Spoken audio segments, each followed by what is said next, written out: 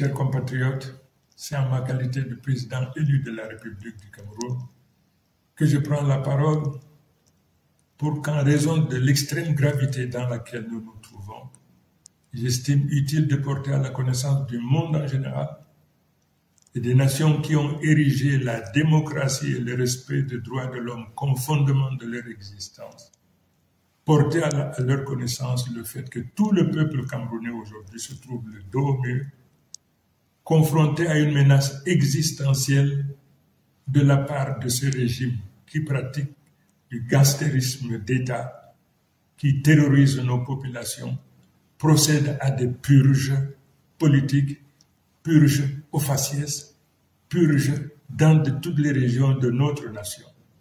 Une situation inacceptable, intolérable, dès lors qu'en dehors de toute procédure judiciaire, des dizaines, des centaines, des milliers de Camerounais sont arrêtés, incarcérés, persécutés. Je voudrais donc également attirer l'attention de tous les Camerounais, mais en particulier de tous ceux qui ont foi en Dieu, du sacrilège, de la profanation auquel s'est livré le président Biya lors de la soi-disant prestation de serment. Le monde entier sait que Biya n'a jamais été élu. La nation camerounaise dans son ensemble sait que Biya n'a jamais été élu.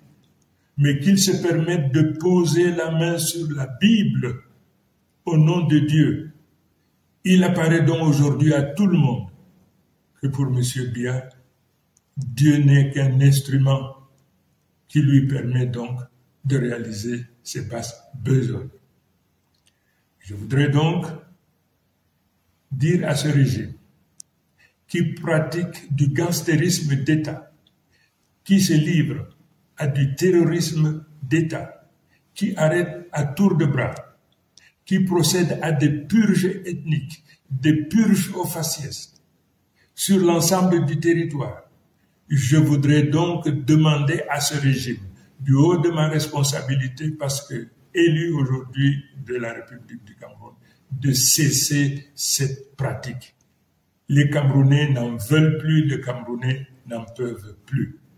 Et pour ce faire, je leur donne 48 heures pour arrêter, pour libérer sans condition tous nos enfants, tous les Camerounais qui se trouvent aujourd'hui dans les prisons du Cameroun de manière générale. Je leur donne 48 heures, faute de quoi le peuple camerounais se retrouvera en légitime défense et se sentira libre non seulement de se protéger, mais également de tout faire pour protéger leurs enfants et les récupérer partout où ils se trouvent.